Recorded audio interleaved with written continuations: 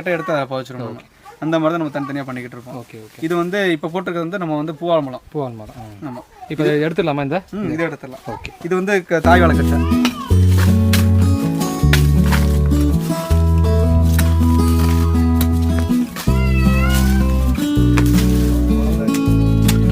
இந்த கேரளா வெட்டிடணுமா? வேர் வெட்டும்போது ரொம்ப ஆழமாக பற்றக்கூடாது. நம்ம இந்த இடத்துல வெட்டை வெட்டி போய் வெட்டிட்டோம்னா கொஞ்சம் மேக்ஸிமம் முளைக்காது.